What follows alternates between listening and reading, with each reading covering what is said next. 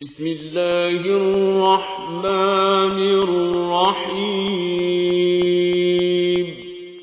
وَلَقَدْ يَسَّرْنَا الْقُرْآنَ لِلذِّكْرِ فَهَلْ مِن مُدَّكِرٍ۔ السلام علیکم ورحمۃ اللہ۔ الحمدللہ وکفیٰ وسلام علی عبادہ الذین اصطفیٰ، اما بعد فاعوذ باللہ من الشیطان الرجیم، بسم اللہ الرحمن الرحیم۔ الم تر الی الذین خرجوا من دیارہم وهم الوف حذر الموت فقال لهم اللہ موتوا ثم احیاہم ان اللہ لذو فضل علی الناس ولکن اکثر الناس لا یشکرون۔ سورہ بقرہ آیت 243 سے آج ہم نے مطالعے کا آغاز کیا ہے۔ فرمایا اللہ رب العالمین نے، تم نے ان لوگوں کے حال پر بھی کچھ غور کیا جو موت کے ڈر سے اپنے گھر بار چھوڑ کر نکلے تھے اور ہزاروں کی تعداد میں تھے۔ اللہ نے ان سے فرمایا مر جاؤ، پھر اس نے ان کو دوبارہ زندگی بخشی۔ حقیقت یہ ہے کہ اللہ انسان پر بڑا فضل فرمانے والا ہے، مگر اکثر لوگ شکر ادا نہیں کرتے۔ یہ اشارہ بنی اسرائیل کے واقع خروج کی طرف ہے، اس کا تفصیلی تذکرہ سورہ مائدہ کے 4 رکوع میں ہمارے سامنے آئے گا۔ بنی اسرائیل جب وہاں سے نکلے تھے اور بڑی تعداد میں مصر سے نکلے تھے، دشت و بیاباں میں بے خانمہ پھر رہے تھے، کوئی ٹھکانہ نہیں تھا، خود ایک ٹھکانے کے لیے بےتاب تھے۔ مگر جب اللہ رب العالمین کے حکم پر حضرت موسیٰ علیہ السلام نے انہیں حکم دیا کہ یہ فلسطین کے اندر داخل ہو جائیں، اور اللہ رب العالمین نے یہ فتح ان کے لیے مقدر کر رکھی ہے اور اس میں جا کر بسیں، اور وہاں کے رہنے والے جو کافر تھے، کنانی تھے، انہیں وہاں سے ظالموں کو نکالیں۔ لیکن اس موقع پر انہوں نے اس سے پہلو تہی کی اور انکار کر دیا، جس کی تفصیل سورہ مائدہ کے رکوع 4 میں آئے گی۔ اس کا نتیجہ یہ نکلا کہ اللہ تعالیٰ نے وہ ملک یعنی وہ شہر ان پر یعنی جو لوگ اس وقت موجود تھے ان پر حرام کر دیا۔ یہ 40 برس تک اس کے اندر بھٹکتے رہے صحرا کے اندر ہی، اور وہیں جب وہ نسل جس نے یہ کام کیا تھا وہ ختم ہو گئی، اور اس کی جگہ پھر اللہ تعالیٰ نے ان کے بعد والوں کو اٹھایا، ان کے بچے پل کر جوان ہوئے۔ موسیٰ علیہ السلام بھی اسی اسنا میں انتقال کر چکے تھے، تو اس کے بعد پھر ان کے یوشع بن نون ان کے سرکردگی میں پھر یہ شہر فتح کیا گیا۔ تو اسی سے اس کو تعبیر کیا گیا ہے کہ مر جاؤ پھر دوبارہ زندگی بخشی، یعنی پھر دوسرے لوگ تھے جنہوں نے یہ کام کیا۔ کسی اور واقعے کی طرف بھی اس سے اشارہ کیا جاتا ہے، لیکن بہرحال بات اس میں یہی ہے کہ جو قرآن سے قریب تر چیز ہمیں ملتی ہے وہ اس حوالے سے یہ ہمارے سامنے آتی ہے۔ کوئی اور بھی واقعہ اگر اس کے پس منظر میں موجود ہو تو بھی سب اللہ رب العالمین کے اپنے اختیار اور قدرت کا معاملہ ہے کہ وہ جو چاہے کر سکتا ہے۔ موت کے بعد زندگی بخشنا، اور اس کا مضمون آگے ہمارے سامنے مزید آتا بھی ہے۔ اس میں اللہ یہ مثالیں آگے بیان فرماتے ہیں، اور یہ بات کہ اللہ انسان پر بڑا فضل فرمانے والا ہے مگر اکثر لوگ شکر ادا نہیں کرتے، یعنی اللہ کی نعمتوں کو پانے کے بعد پھر جو رویہ اختیار کرنا چاہیے، اور اللہ کے فرما برداری کا جو رویہ انسان کے اوپر عائد ہوتا ہے، اسے فرض ہے اس پر کہ اللہ کی نعمتوں کی قدر کرے، اس کا حق ادا کرنے کی کوشش کرے، یہ کام نہیں کرتے۔ آگے بات ہوتی ہے شروع، وقاتلوا فی سبیل اللہ واعلموا ان اللہ سمیع علیم۔ مسلمانوں، اللہ کی راہ میں جنگ کرو اور خوب جان رکھو کہ اللہ سننے والا اور جاننے والا ہے۔ یہ ہے وہ بات جس کی بنیاد پر یہ بات سمجھی جا رہی ہے کہ یہ واقعہ خروج کی طرف اشارہ ہے، اس لیے کہ وہاں بھی معاملہ یہ تھا کہ انہیں جنگ کرنے کا حکم دیا گیا تھا اور پیچھے ہٹ گئے تھے۔ تو اسی سے ملتی جلتی بات جو ہے اس مقام پر بیان کر دی گئی کہ پہلے والے لوگوں نے یہ کام کیا تو اس کا نتیجہ ان کے حق میں کیا نکلا۔ تب اہل ایمان سے یہ بات کی جا رہی ہے، مسلمانوں اللہ کی راہ میں جنگ کرو اور خوب جان رکھو کہ اللہ سننے والا اور جاننے والا ہے۔ من ذا الذی یقرض اللہ قرضا حسنا فیضاعفہ لہ اضعافا کثیرا۔ تم میں کون ہے جو اللہ کو قرض حسن دے تاکہ اللہ اسے کئی گنا بڑھا کر واپس کرے؟ گھٹانا بھی اللہ کی اضعافا کثیرا، بڑھا کر حوالے واپس کرے۔ واللہ یقبض ویبسط والیہ ترجعون۔ گھٹانا بھی اللہ کے اختیار میں ہے اور بڑھانا بھی اللہ کے اختیار میں ہے، اور اسی کی طرف تمہیں پلٹ کر جانا ہے۔ اس میں قرض حسن کی طرف بلایا گیا، دعوت دی گئی ہے کہ اللہ کے راستے میں مال خرچ کیا جائے، اور اس مال خرچ کرنے کو اللہ قرض حسن سے تعبیر کر رہے ہیں۔ جب پہلے والی آیت میں بات کی گئی تھی قتال کرو، وقاتلوا فی سبیل اللہ، اللہ کے راستے میں قتال کرو، اور یہاں پر قرض حسن دینے کی بات ہو رہی ہے، تو یہ ایک ہی سلسلہ مضمون کی بات ہے کہ جہاں اللہ تعالیٰ انسان سے اپنا وقت، اپنی جان لگانے کی بات کرتے ہیں، وہیں اس سے اپنا مال بھی اس راستے میں لگانے کا مطالبہ کرتے ہیں۔ اور ظاہر ہے کہ قتال یعنی جہاد کا راستہ وہ راستہ ہے کہ جس میں انسان کو اپنی جان کے ساتھ، اپنے وقت اوقات کے ساتھ اپنا مال بھی لگانا ہوتا ہے۔ اللہ رب العالمین نے یہی مضمون قرآن مجید میں بھی متعدد مقامات پر بیان کیا ہے۔ اس میں ایک مقام پر فرمایا ان اللہ اشترى من المؤمنین انفسهم واموالهم بان لهم الجنہ یقاتلون فی سبیل اللہ فیقتلون ویقتلون، یعنی اس اعتبار سے اسی مضمون کے حوالے سے کہا گیا ہے کہ بے شک اللہ نے اہل ایمان سے ان کے مال اور ان کی جان جنت کے بدلے خرید لی ہیں، اللہ کے راستے میں لڑتے مارتے اور مرتے ہیں، یعنی یہ اس میں مال اور جان دونوں کو اس مقام پر بیان کیا گیا ہے۔ تو ایسی جہاں بھی بات آ رہی ہوتی ہے اس میں دونوں چیزیں بیک وقت مسلمانوں سے ان کا مطالبہ کیا جاتا ہے، تو یہاں بھی اسی حوالے سے یہ بات کہی گئی ہے۔ ویسے تو اس میں جو قرض حسن کہا گیا ہے، قرض حسن کا لفظی ترجمہ ہوگا اچھا قرض، اچھا قرض، لیکن اس سے مراد کیا ہے؟ اس سے مراد ایسا قرض ہے جو خالص نیکی کے جذبے سے اور بے غرضانہ، یعنی اپنی ذاتی غرض کوئی نہیں ہے بلکہ صرف اللہ کی رضا کے لیے آدمی اللہ کے راستے میں خرچ کرتا ہے، تو اسے کہتے ہیں قرض حسن۔ اور اس کے مزید اور بھی گویا کہیے کہ اس کے تقاضے ہیں جو انفاق کے والے سے ابھی ہمارے سامنے اور بھی آئیں گے، کہ انفاق کے جو اللہ تعالیٰ میں اصول ضابطے قاعدے بتاتے ہیں اور اس کے لیے جو آداب اس کے بتاتے ہیں اور جن چیزوں سے بچنے کی بات کرتے ہیں، وہ سارا مضمون ابھی ہمارے سامنے آج ہی انشاءاللہ آئے گا۔ تو اللہ تعالیٰ یہاں پر قرض حسن کی بات کرتے ہیں کہ اللہ کے راستے میں خرچ کرنا گویا اللہ کو قرض دینے کے مترادف ہے۔ قرض کیوں کہا گیا اللہ نے؟ اس کو قرض اس لیے کہا ہے کہ قرض ایک ایسی چیز ہے کہ اس کا لوٹانا خود اللہ کی جانب سے بھی اہل ایمان اللہ نے بندوں کو بھی پابند کیا ہے، قرض لو تو لوٹاؤ۔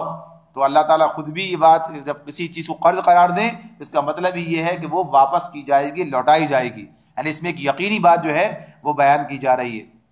اور پھر یہ انسان کے لیے اتنا بڑا اعزاز ہے کہ اللہ تعالیٰ اسے اپنے ذمے قرض قرار دیتا ہے، یعنی دیا مال بھی اسی کا دیا ہوا ہے، اور انسان جب اسے اللہ کے راستے میں خرچ کرتا ہے تو در حقیقت اپنے ہی فلاح کے لیے خرچ کرتا ہے، یعنی جو خرچ کرنے کے جو معاملات ہیں اگر ان پر غور کیا جائے تو اس کا نتیجہ کیا نکلے گا؟ انسان ہی کی بھلائی کا معاملہ جو ہے وہ سامنے آئے گا، اس کے معاشرے کی ہی بھلائی کا معاملہ سامنے آئے گا، عدل و انصاف کے قیام کا معاملہ اس سے وہ خود بھی مستفید ہوگا، وہ سامنے آئے گا۔ تو غرض یہ کہ ہر حال میں انسان کا ہی فائدہ ہے، لیکن اسے پھر بھی اللہ تعالیٰ اپنے ذمے قرض قرار دیتا ہے اور یہ بتاتا ہے کہ وہ انسان کو واپس کیا جائے گا، دنیا اور آخرت میں اللہ اس کا بہترین نتیجہ عطا فرمائے گا۔ اور یہ بھی کہا کہ صرف اتنا ہی نہیں کہ دیا جائے گا بلکہ فَيُضَاعِفَهُ لَهُ أَضْعَافًا كَثِيرًا، یعنی بڑا چڑھا کر جو ہے اللہ تعالیٰ واپس کرے گا۔ اور یہ بھی کہ يَقْبِضُ وَيَبْسُطُ وَإِلَيْهِ تُرْجَعُونَ، کہ اللہ ہی کے اختیار میں ہے گھٹانا بھی بڑھانا بھی، تو گھٹ بھی جاتا ہے بڑھ بھی جاتا ہے۔ جب آدمی اللہ کی نافرمانی کے راستے پہ چلتا ہے تو اسے بہت کچھ مل کر بھی اس کا کام نہیں بنتا، یعنی وہ بہرحال کیا صورتحال بن جاتی ہے کہ ہونے کے باوجود بھی انسان مستقل پریشانی کی حالت میں رہتا ہے۔ اس بات کو اس طرح بھی بیان کیا گیا ہے سورہ طٰہٰ میں، اللہ رب العالمین نے فرمایا وَمَنْ أَعْرَضَ عَنْ ذِكْرِي فَإِنَّ لَهُ مَعِيشَةً ضَنْكًا، کہ جو ہمارے ذکر سے منہ موڑیں گے، یعنی وہ اللہ کی نافرمانی کی بات ہے، قرآن سے منہ موڑنا، اللہ کی ہدایات سے منہ موڑنا، تو نتیجہ کیا نکلے گا؟ ہم انہیں دنیا میں تنگ زندگی سے دوچار کر دیں گے، معیشت زنکا۔ تو معیشت زنکا میں یہی بات آتی ہے کہ انسان جو ہے اس اعتبار سے پریشانی کے اندر مبتلا ہو جائے گا، مال ہونے کے باوجود بھی وہ گویا کہیے کہ اس تکلیف کے اندر جو زندگی گزارنے کے حوالے سے ہے، معیشت کے حوالے سے ہے، تکلیف کا شکار رہے گا۔ تو اور یہ مضمون ہمارے سامنے آتا رہے گا۔ فرمایا الم تر الی الملأ من بنی اسرائیل من بعد موسیٰ، اب ایک مثال دے کر اللہ تعالیٰ اس بات کو ہمارے سامنے اور واضح کر رہے ہیں۔ فرمایا پھر تم نے اس معاملے پر بھی غور کیا جو موسیٰ کے بعد سرداران بنی اسرائیل کو پیش آیا تھا۔ اذ قالوا، جب انہوں نے کہا لنبی لہم ابعث لنا ملکا نقاتل فی سبیل اللہ، انہوں نے اپنے نبی سے کہا ہمارے لیے ایک بادشاہ مقرر کر دو تاکہ ہم اللہ کی راہ میں جنگ کریں۔ یہ عیسیٰ علیہ السلام کی پیدائش سے گویا 1000 برس قبل، 1000 سال پہلے کا واقعہ ہے کہ جب بنی اسرائیل پر عمالقہ چیرہ دست ہو گئے تھے اور انہوں نے اسرائیلیوں سے فلسطین کے اکثر علاقے بنی اسرائیل سے چھین لیے تھے، اور سموئیل نبی اس زمانے میں نبی تھے، ان کے اوپر اللہ تعالیٰ نے بنی اسرائیل کے درمیان ان کو نبی بنایا تھا اس زمانے میں، اور یہ ان کے درمیان حکومت کر رہے تھے لیکن ضعیف ہو چکے تھے۔ تو ان کے بارے میں ان کا خیال یہ تھا کہ ان کی جگہ میں کوئی اور طاقتور جوان آدمی جو ہے بادشاہ کی حیثیت سے مقرر کیا جائے تاکہ ہم اس کی سرکردگی میں جنگ کریں۔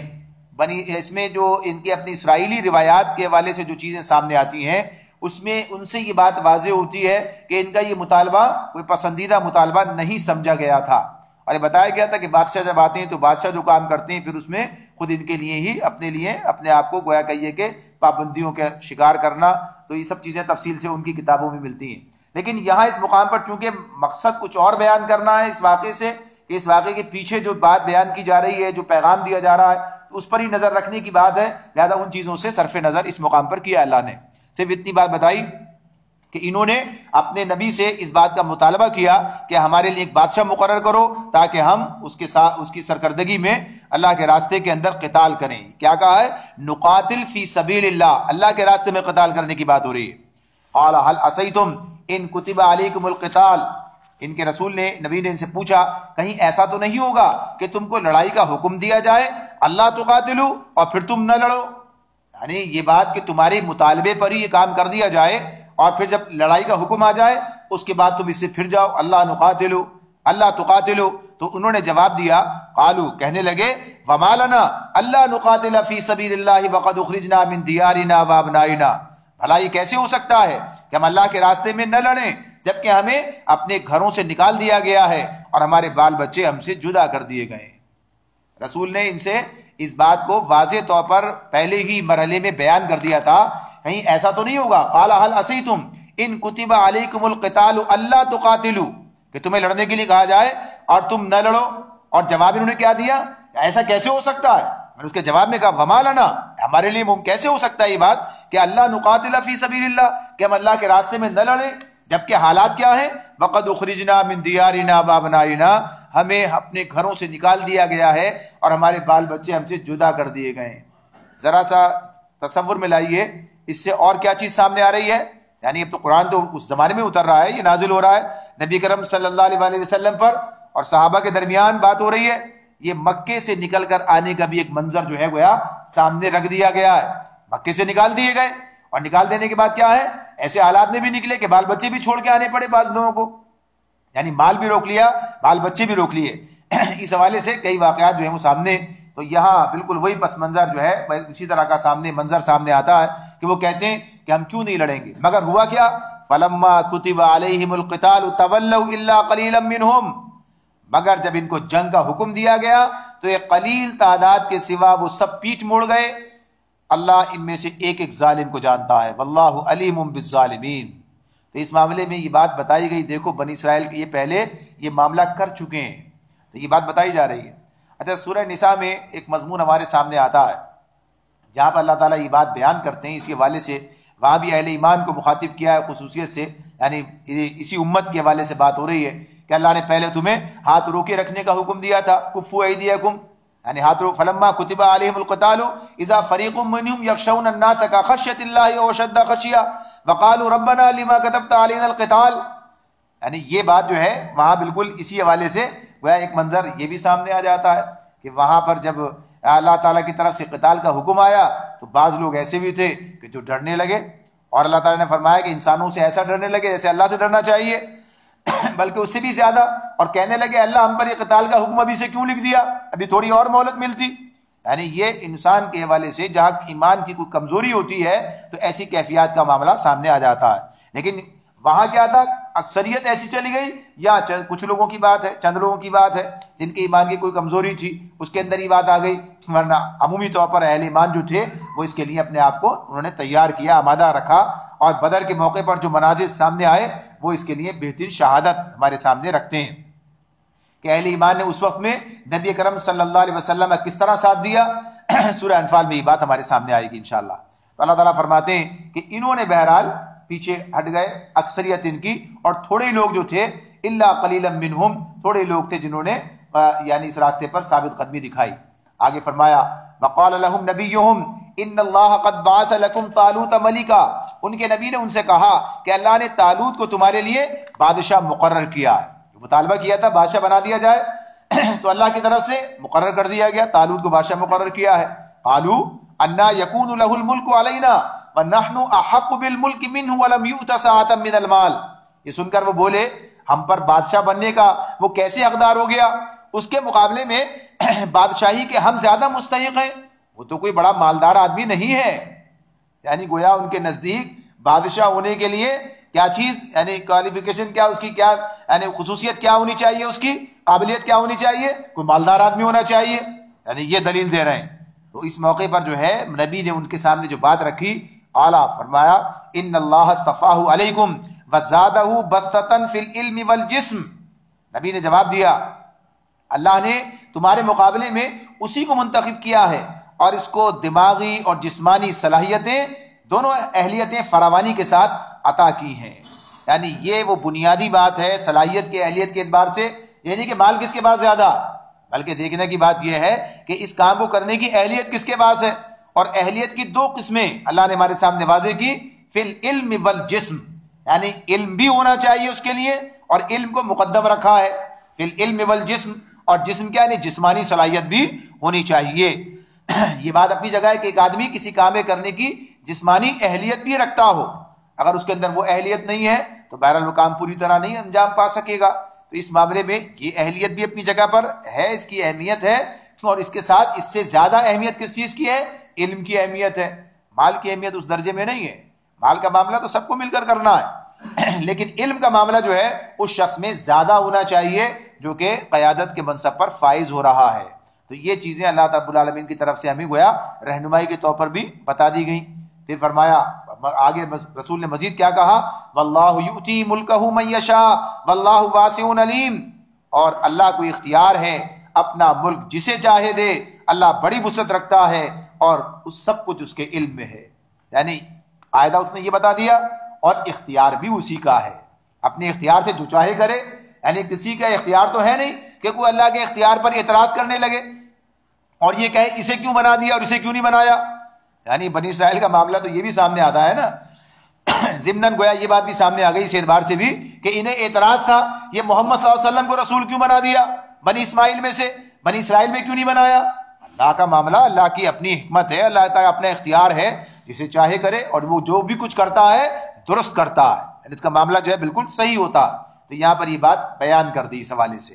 آگے فرمایا وقال لهم نبيهم ان آیۃ ملکہ ان یأتیکم التابوت فیہ سکینۃ من ربکم وبقیۃ مما ترک آل موسیٰ وآل ہارون تحملہ الملائکہ.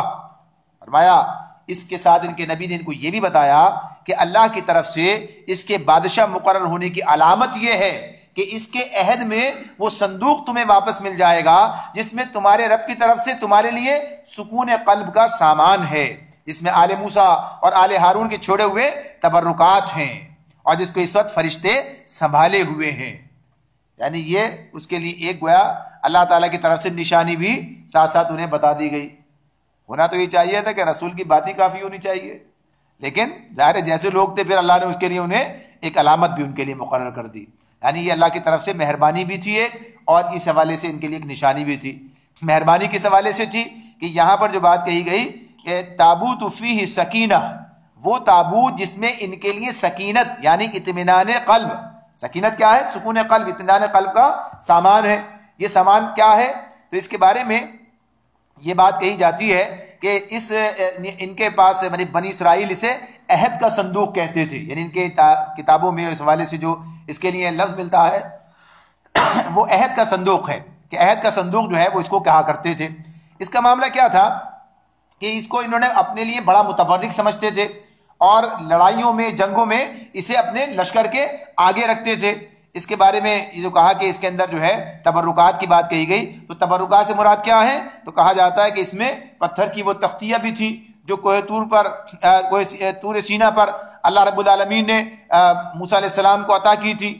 یہ بھی کہا جاتا ہے کہ اس میں ایک بوتل من بھر کے بھی رکھ دیا گیا تھا, اور اس میں وہ اصابی جو موسیٰ علیہ السلام کا تھا وہ بھی اسی میں تھا. گویا تبرکات کی بات, یعنی گویا یوں کہیے کہ جو چیزیں عقیدت جن سے تھی ان کو وہ چیزیں اس کے اندر موجود تھیں, اور یہ گویا ان کے لیے ایک سکون قلب کا سامان تھا. تو کہا کہ یہ تمہیں مل جائے گا.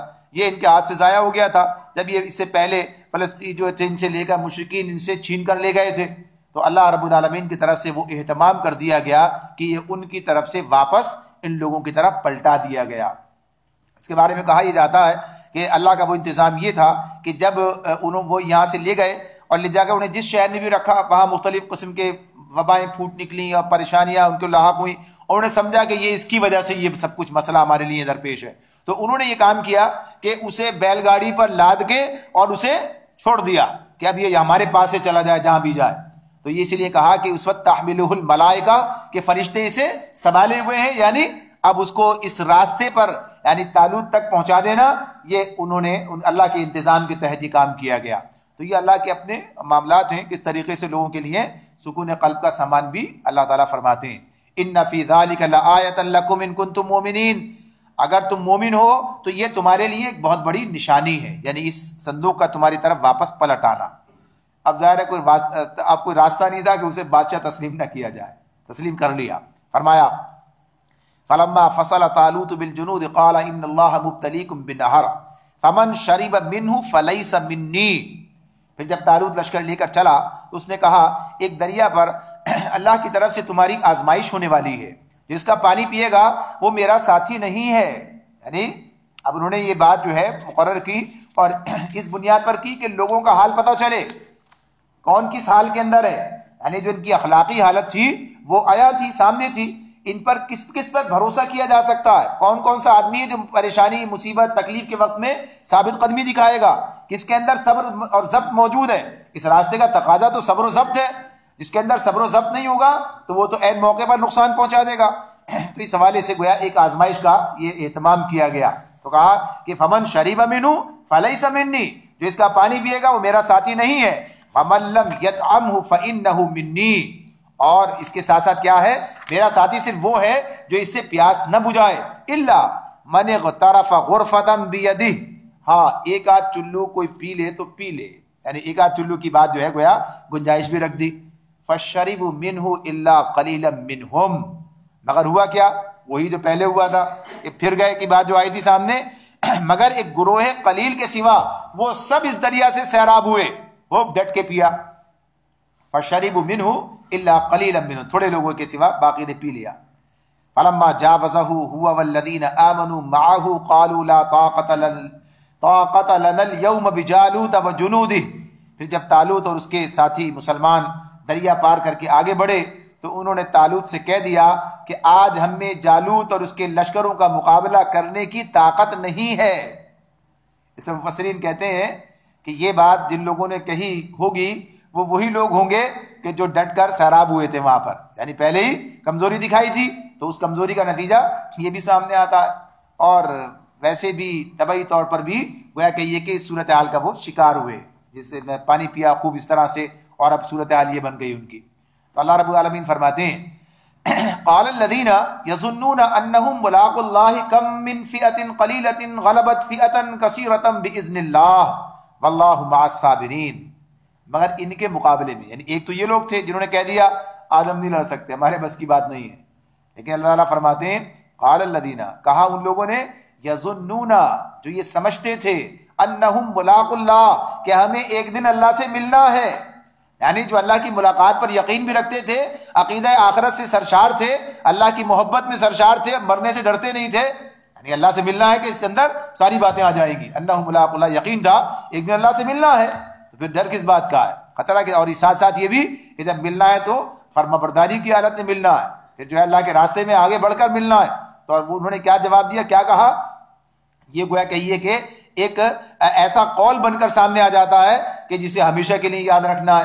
کم من فئۃ قلیلۃ غلبت فئۃ کثیرۃ باذن اللہ.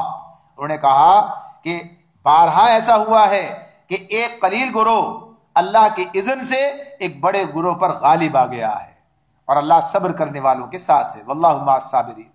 ابھی بدر کے میدان میں کیا ہوا ہے، یہی ہوا ہے. ان آیات کے بارے میں کہا جاتا ہے کہ غزوہ بدر سے پہلے نازل ہوئی ہے، یعنی پہلے گویا کہیے کہ ایک منظر کشی اللہ نے اس طرح سے کر دی ہے لوگوں کے سامنے. تو اللہ کی طرف سے یہ رہنمائی ہوتی ہے کہ اللہ اپنے ارشادات سے لوگوں کے ہمت بنداتا ہے، انہیں واقعات سنا کر بتاتا ہے کہ اللہ کی مدد کیسے لوگوں کے شامل حال رہتی ہے.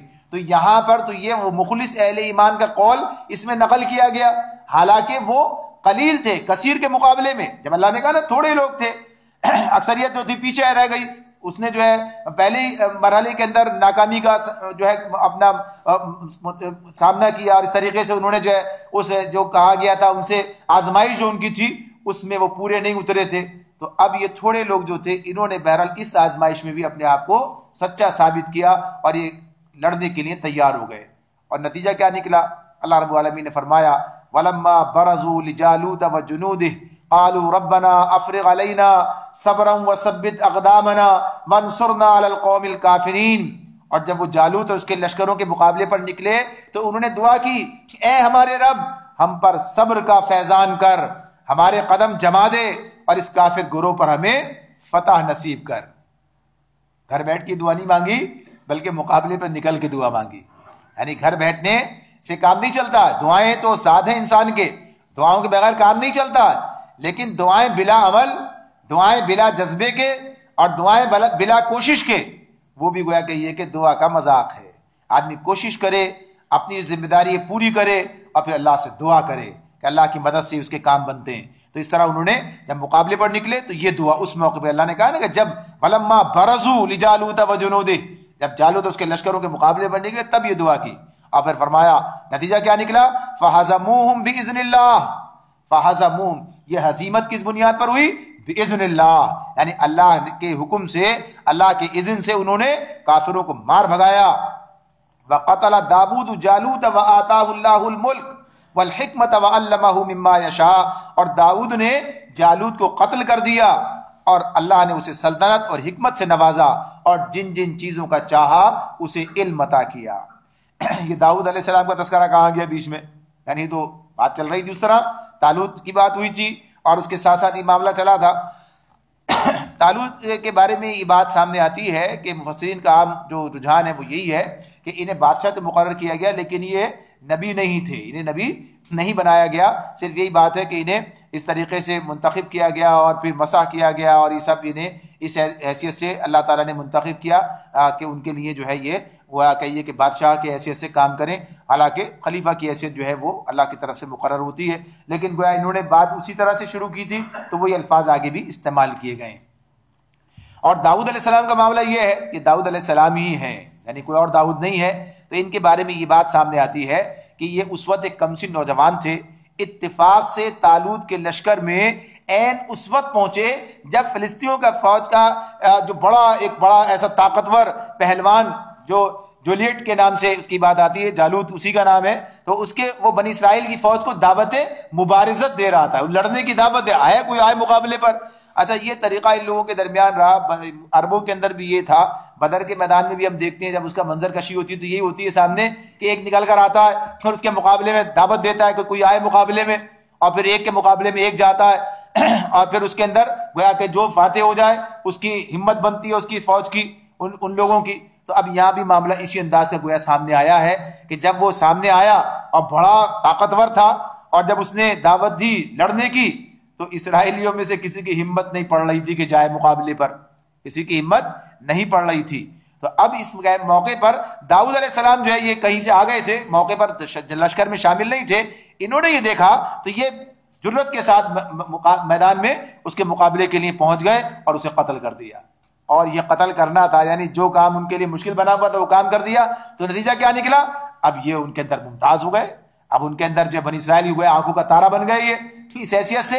تو طالوت نے پھر اپنی بیٹی کا نکاح ان سے کیا، بالآخر اللہ نے حکومت بھی دی اور یہ نبوت سے بھی سرفراز ہوئے. تو وہ اللہ نے فرمایا بھی ہے کہ اللہ نے اسے سلطنت اور حکمت سے نوازا اور جن جن چیزوں کا چاہا اس کو علم دیا. تو اللہ کی نصرت اس طرح بھی آتی ہے. جب آدمی کہتا ہے نا ہمارے ساتھ 4 آدمی کہاں سے آ گئے، یہ داؤد علیہ السلام نکل کر آ گئے اور اللہ کی طرف سے گویا کہیے کہ نصرت آ گئی ان کی شکل میں اہل ایمان کے لیے. آگے فرمایا وَلَوْلَا دَفْعُ اللَّهِ النَّاسَ بَعْضَهُمْ بِبَعْضٍ لَفَسَدَتِ الْأَرْضُ وَلَكِنَّ اللَّهَ ذُو فَضْلٍ عَلَى الْعَالَمِينَ.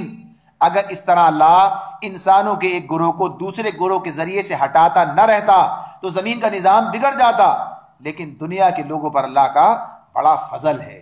یعنی کیا فضل ہے کہ اس نے یہ انتظام کر رکھا ہے کہ کسی بھی ظلم کو ایک حد سے آگے نہیں بڑھنے دیتا، کسی بھی قوم کی گویا کہیے کہ ظلم و ستم کو اور ان کی چیرہ دستیوں کو ایک خاص حد سے آگے نہیں بڑھنے دیتا. یا تو اہل ایمان کے ہاتھوں ہی باطل کا جو ہے سر کچل دیا جاتا ہے، یا یہ بھی ہوتا ہے کہ اللہ ایک گروہ کے مقابلے میں دوسرا گروہ کھڑا کر کے اور اسے خاص حد کے بعد جو ہے واپس کر دیتا ہے، یعنی اس کی طاقت کو توڑ دیتا ہے تاکہ زمین فساد سے بھر نہ جائے.